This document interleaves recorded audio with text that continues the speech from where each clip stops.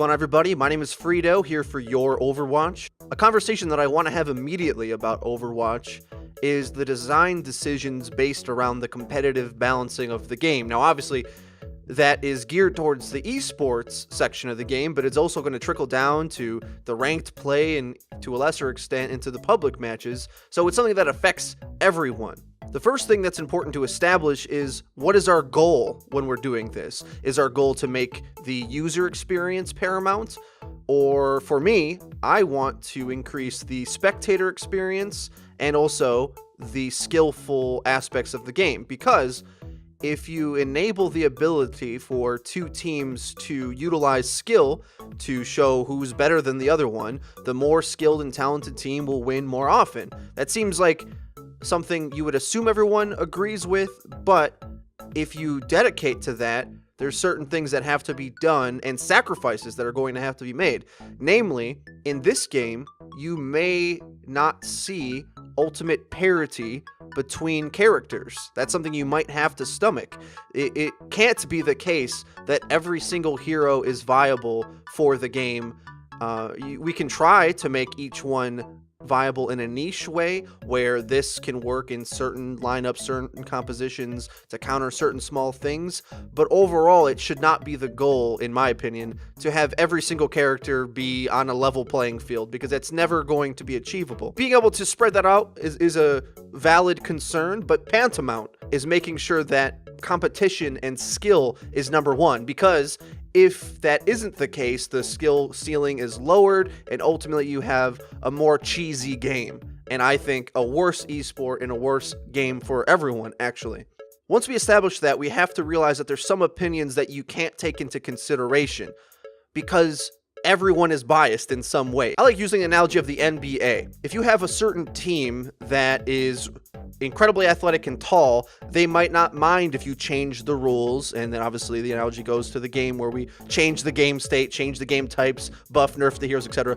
If they change the rules to require the hoop to be twice as high, because all of a sudden players who can't reach that, can't jump as high, can't get there, will be destroyed, and that one team will be able to walk all over them. Similarly, if you think about it, if the NBA put all of the hoops down to kiddie level, down to where the toddlers can play, then all of a sudden all that massive talent and all of that skill doesn't translate in the same way. The game starts to look more chaotic. Little children can just as easily score points as with the grown men and athletes. So this is something you have to keep in mind, right? We want to have some sort of level where we can set it at that it appeals to what our goal is. Now, currently, I think Overwatch is actually in a pretty darn good competitive state. After watching about the most recent 10 hours of the GosuGamers Overkill League, I've really learned a lot about the game and how it plays, and I've changed my opinion somewhat. It's actually very obvious to me now that Capture Point is the worst competitive mode, not King of the Hill, not Control like we thought before. But regardless of any of that, something was said in this cast that really rubbed me the wrong way, that made me worry about who Blizzard is going to listen to when it comes to making these design decisions. And I'll play the clip here. Illios is still out there. Yeah, and Illios has been sort of the black sheep of King of the Hill maps, to say the least. Yeah, that's actually a compliment based on what I've heard about Illios. People do not like playing that at high levels. I know, like, certain teams like LG just absolutely despise it. I don't know if I should say LG. I know Enigma despises that map. He's very vocal in Discord about, you ask, it's like, hey, Enigma, what do you think about Illios? He's just like, I can imagine just making the, like, grimmest face in the world saying, I hate Illios. Just, yeah, how to trigger someone immediately. Just mention Illios. He's not alone. There's a lot of people that dislike Illios. I'm not even sure why. I mean, I guess there's certain reasons. Arguably, it's the one King of the Hill map that's a little bit more friendly, the Widow play, and it has some unique aspects, but I feel like the hate for Illios might be a little bit over the top. Yeah, but again, I think that's an understatement to say a little more friendly to Widow. Widow's amazing on that map. Oh, no. Like every stage of that map.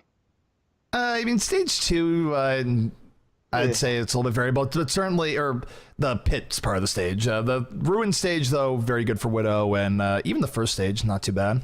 Yeah, I think the first time we casted competitive Illios, it was like Widow and Genji Widow, and yeah. then a bunch of people just trying not to die to Widows and Genji. Now, obviously, I got to say, this is a third-party conversation, so someone explaining what he thinks another player feels about the game. So it doesn't really matter to me, the individuals of this. But what struck me quite jarringly is that a pro player, or anyone for that matter, would have a problem with one of the most skillful characters in the game having maps where she can be utilized to a full extent. That's sacrilegious to my maximizing skill in competition, because I have seen the other games where a pro meta team composition, which enables maximum sustainability, has developed as one of the best ways to control a point. It's called a 2-2-2 setup. It has 2 Winstons, 2 Tracers, and 2 Lucios. And at one point, one of the control games, which is the gameplay you're watching in the background, both teams were running the same one. And when you start to stop and think about it, you have a character, Winston, who is all movement, no FPS skill whatsoever. 4 players out of the 12 are already playing him. Lucio, who his gun has some skill, but for the most part, he's there to sustain the team. And Tracer, who does more damage and is one of the harder skill characters, definitely one of the hardest movement characters, but the majority of the engagements going on in this match had a complete absence of skill shots. And I'm not saying Overwatch has to be all about skill shots. I know it's not CSGO, so forgive me if I'm biased in that way, where I love CSGO as an esport. I also have a lot of criticisms about CSGO. Believe me, I don't think it's perfect. But I wondered to myself, perhaps a pro player doesn't have a Widow on his team who's as good as Cloud9 Reaver, or doesn't want to play Widow, doesn't like the range engagement. I don't know what his reasons would be, but tell me. I'm going to show you some footage here. Watch the overtime of this game. Would you prefer to see a scoped skill shot player dominate another team with precision aims and headshots, or would you rather watch this? Yeah, but they are going to have shields as they try to get in here. Oh, no. Oh, Cruz does get on the point. Cruz barely got in time. He almost got booped away. Voltage able to get on the point now, but this is rough. This is where now it's going to be REUNITED just chaining deaths over and over again to try and keep this in their favor. Voltage just got a pulse bomb up. We've seen a pulse bomb can switch it over. He does die before he gets it off. Yeah, and this is where, even though C9 has the advantage, you can really expect REUNITED to continually move in here and hope for the miracle. And how's that miracle going to happen? That miracle is going to happen with Pulse Bomb, if they can keep it in overtime. Voltage is going to have to get on the point here with his body. He does get in. He has a Pulse Bomb at the ready. Will he throw out the Pulse Bomb? He does. It sticks! But Primal Rage is going to insulate Winston from that. Primal Rage greater than Pulse Bomb in terms of living. We do have a sound barrier coming out here from C9. C9 just trying to stem this tide. Winston's getting juggled in the corner. And these overtimes can last quite a long time when you have Tracers and Winstons just swarming in. Yeah, you gotta absolutely clean that point up to be able to capture it. It's gonna be going for a while, I think. C9 getting on top here, making space, getting 3 extra kills, but REUNITED not doing a bad job of keeping this in play.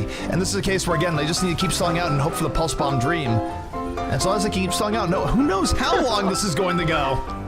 Unfix just jumping around like it's a trampoline, stays alive, puts more pressure on the point. Now his team's gonna be able to get there in time.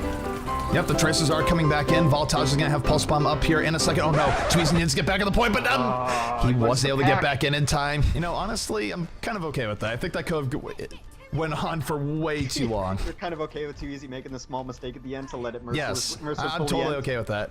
To me, I think the answer's obvious.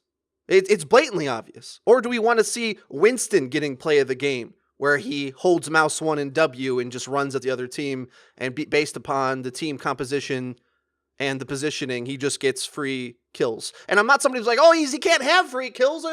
Everything should be super hard. It's not what I'm trying to say at all. But what I am saying is that the map design and the decisions that Blizzard makes should be focused around enabling these star players that have tons of skill, rather than lowering the hoop down to a level where only team composition matters. And if everybody has the sustainable team comp where Winston has tons of health, Tracer can run away, and Lucio heals everything in an area with an overpowered ult that gives everyone like a bajillion health, the game doesn't play as good as I think it could. Now, I will say this, I watched so much of this, whenever this lineup came up, it hasn't seemed like pro teams have conquered it and found the more obvious counters. I have some theories, really, but ultimately I'm just spitballing because I haven't been able to play ranked at all and be able to play against a team running this who's at our skill level. But I would surmise that a composition like 2 McCrees, 2 Roadhogs, and 2 Bastions would kind of destroy the Lucio, Winston, Tracer lineup, because my imagining would be Roadhog could pull and pick one of those players out, McCree could stun them, and Bastion is the best DPS character in the game, and you could easily pick off characters that way. Whereas right now, teams who have more fluid lineups are struggling to find a way to be able to lock down one of those characters because Tracer just whips away. Lucio runs so fast and heals everything, and Winston has infinite health, especially when he ults. It seems like they have trouble getting those picks because man advantage is so important in this game. And maybe I'm right, maybe I'm wrong. I don't think my composition is necessarily good by itself, but I think it might be good at countering that one. Until, of course, they get a Widowmaker or anything that can shoot at range that was going to require you to protect the Bastion and dedicate more bodies in order to make that work. But that's, I think, what we want to see in this game, because I've thought really hard about whether the hero limit would be a good idea or a bad idea. I think ultimately Blizzard isn't even going to go for it because it's so against the design ethos of the game, the freely changing environment. But that's something that pro teams are going to have to master. They're going to have to put themselves in a forward-facing anti-strat composition in order to take out these better compositions, and then once the other team swaps it up a little bit that they're now countering them, it goes back and forth, and that's really how the game is meant to be played, I feel. So in the same way that I have tried to think of ways to counter the 2-2-2 setup, ultimately on some maps, you might have to have a team that has double Widowmaker or has to allocate more resources to deal with her. I think that's what the spectators want to see. Above all else, this is my point that I want to make. Esports should not exist to make the pro players comfortable playing. In no other sport are the pro players allowed to dictate where the basketball hoop is set.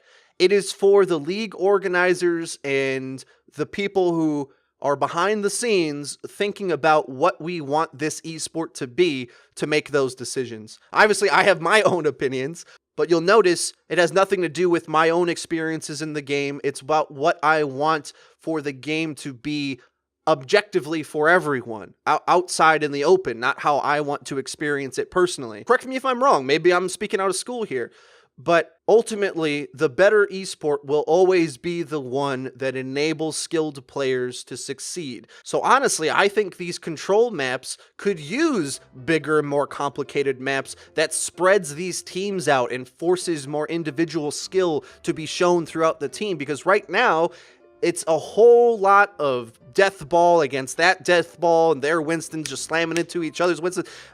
It's cool for its own thing, but I just want to see a bigger variety of this. And if pro players are comfortable playing this way, too bad. There's going to be better pro players that can play double Widow on every single map and dominate you. Like, I think it's better for the overall competition of the game and also better for the spectators, because I don't think spectators want to have the camera propped in the top of a corner of a room while both teams play Ring Around the Rosie on the objective point with their characters that are designed to just stay alive longer.